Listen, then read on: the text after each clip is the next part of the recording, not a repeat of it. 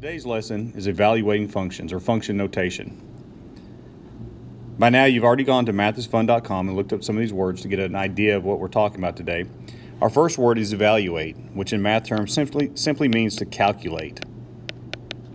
We're going to be calculating different equations today. Second word is function, which we've talked about. Basically, for every x, there is only one y. Or for every input, only one output. If you put it differently, that's perfectly fine with me. And then finally, function notation is basically just the form that we write functions in. We usually use f of x. In fact, that's what that next line means. It means f of x is how we say it, and it means function of x. And the equation below, we're looking for the f of x equals 6x minus 1 means what is the function of x in the equation 6x minus 1. In other words, if we input a value for x, what will we get?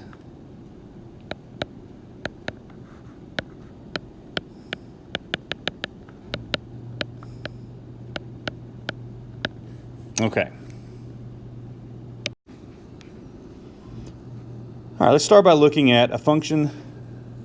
We'll do f of x equals 2x plus 3. That means we have the function 2x plus 3, and we're going to evaluate different values for x. Let's start with f of 0. It means we're going to replace the x in 2x plus 3 with 0.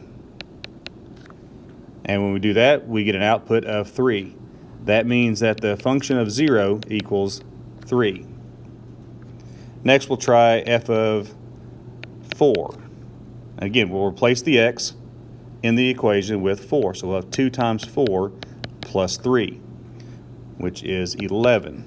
So the function of 4 equals 11. We can try negative numbers in there. F of negative 2. We replace the x with negative 2.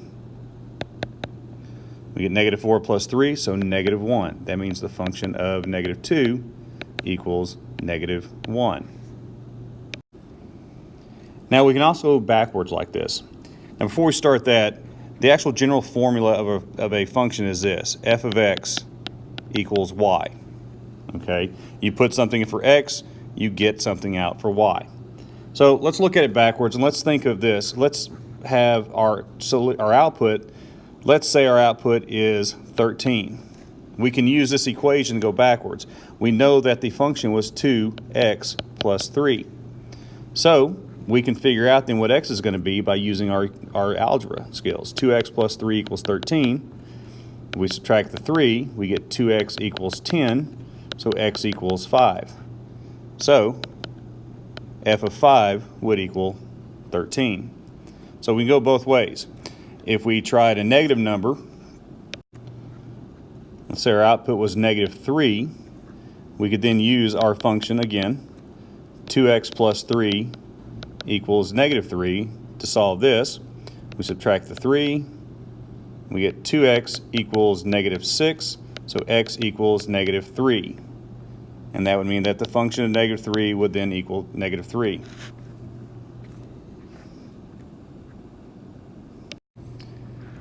So let's try some of these without having to use all the boxes. Here we are given the function f of x equals 6x plus 1. And now we're going to evaluate it for f of 5. That means we're going to replace the x with 5. So for f of 5, we'll have 6 times 5 plus 1. So that's 30 plus 1, or 31. That means the function of 5 equals 31.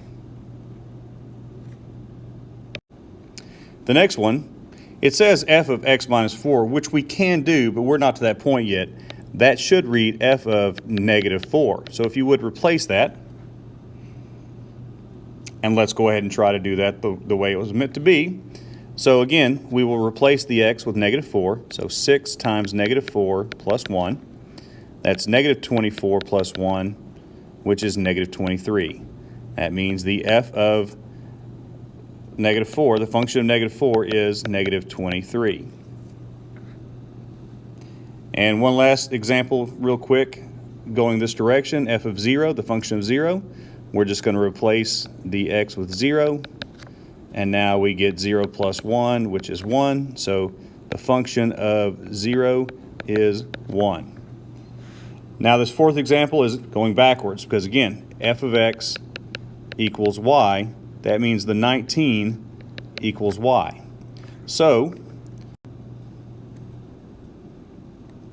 well, that was a strange mishap. Let's try again. So that means that the f of x equals 19 or the y, so we're going to have 19 equals 6x plus 1. You can see how we said f of x and y are the same thing, so I replaced the y with the f of x, and now we solve for x. So subtract the 1, we get 18 equals 6x, divide by 6, and x equals 3. So f of x, we can check that then. If we take the 3 and plug that back in there, 6 times 3 plus 1 is 18 plus 1, which is 19, and it checks out for us. We'll look at this.